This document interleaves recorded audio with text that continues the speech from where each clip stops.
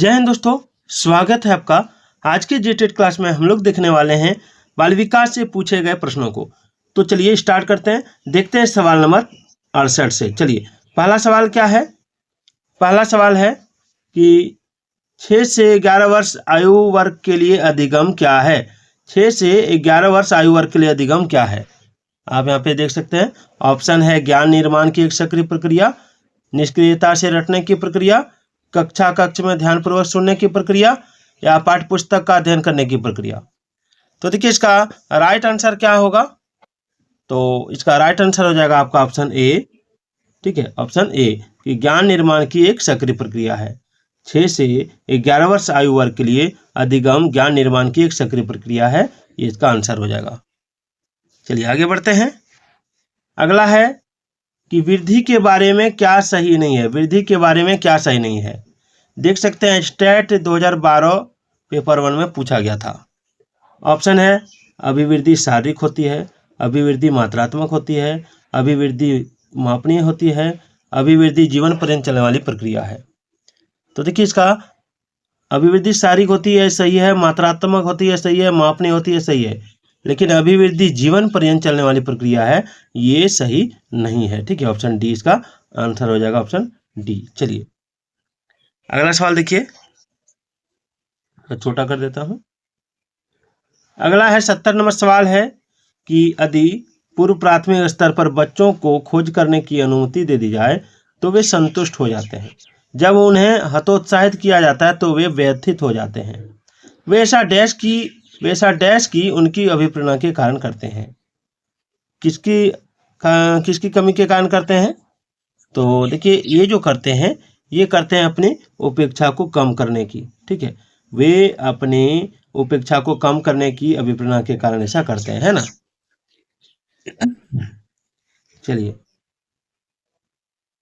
71 number सवाल है कि बच्चे के विकास में आनुवंशिकता और वातावरण की भूमिका के बारे में निम्नलिखित में से कौन सा सत्य है।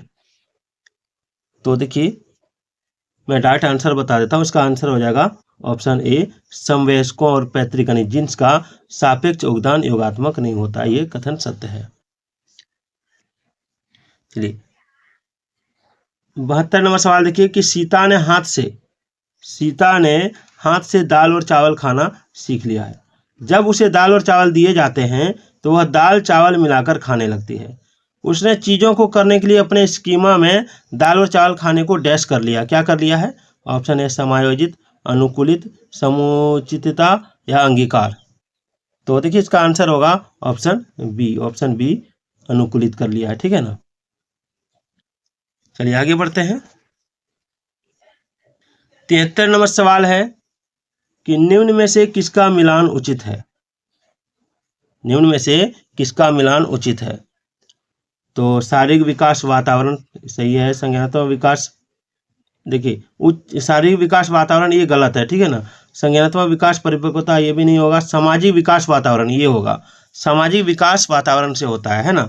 जिस तरह का वातावरण हमारे चारों ओर रहता है उसी से हमारा सामाजिक विकास होता है, ये मिलान उचित है। चलिए अगला देखिए, सारे प्रश्न परीक्षाओं में पूछे गए हैं, इसलिए आपके लिए बहुत ही इंपॉर्टेंट होगी, पूरा वीडियो देख के जाइएगा। ठीक है। चलिए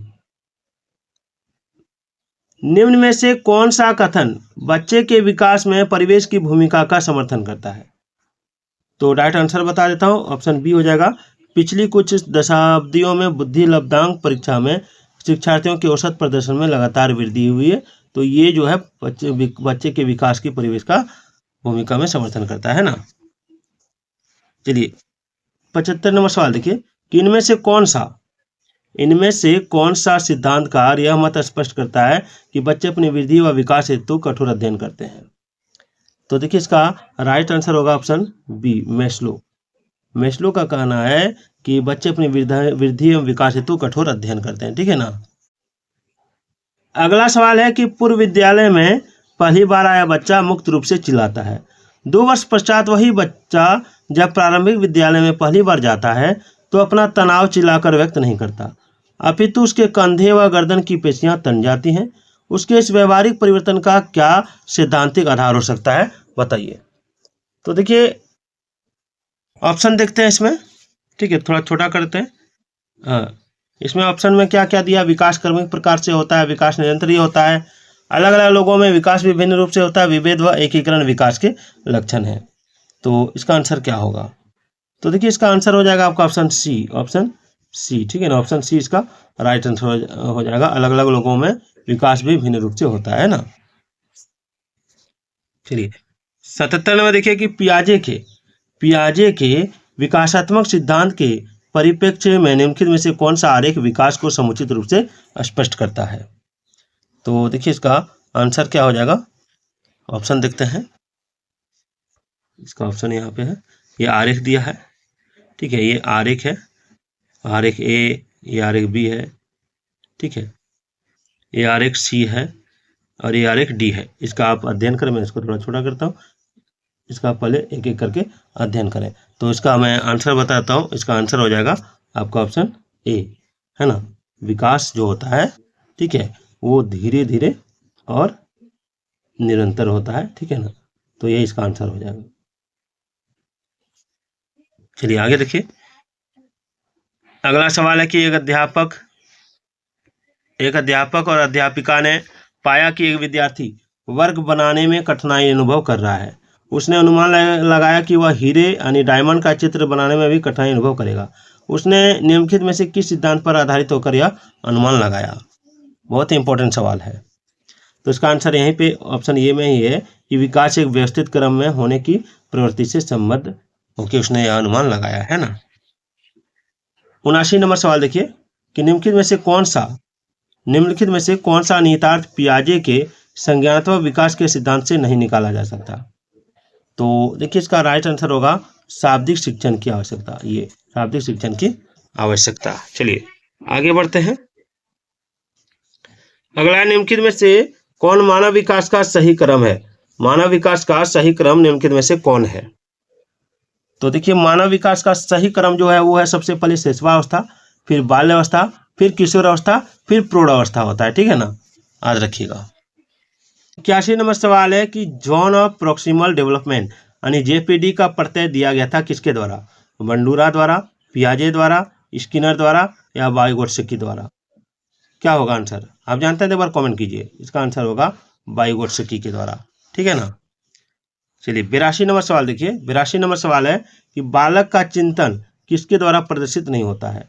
आत्मकेंद्रिता, सजीवतावाद, यथार्थवाद या व्यक्तित्ववाद? तो देखिए इसका राइट आंसर होगा ऑप्शन डी, व्यक्तित्ववाद, है ना।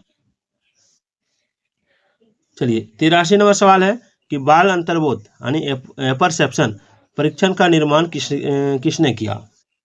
तो देखिए इसका राइट आंसर होगा ऑप्शन बी, बेलक ने किया था। चलिए 84 नंबर सवाल है कि शारीरिक वृद्धि और विकास को क्या कहते हैं? शारीरिक वृद्धि और विकास को करते हैं अभिवृद्धि, ठीक है ना। चलिए बाल विकास में प्रक्रिया पर बल है या वातावरण और अनुभव की भूमिका पर बल है या गर्भावस्था से किशोरावस्था तक अध्ययन है या उपरोक्त सभी? क्या होगा? तो इसका आंसर हो जाएगा ऑप्शन डी, उपरोक्त सभी। चलिए 86 नंबर सवाल है कि बाल विकास का अध्ययन क्षेत्र कौन सा है?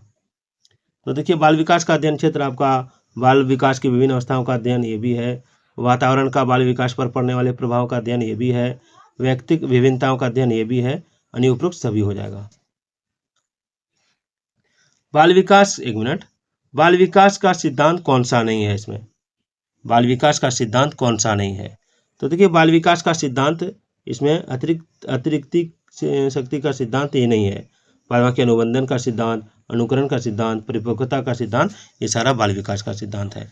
तो वीडियो कैसा लगा कमेंट जरूर कीजिएगा, फिर हम लोग नेक्स्ट वीडियो में देखेंगे।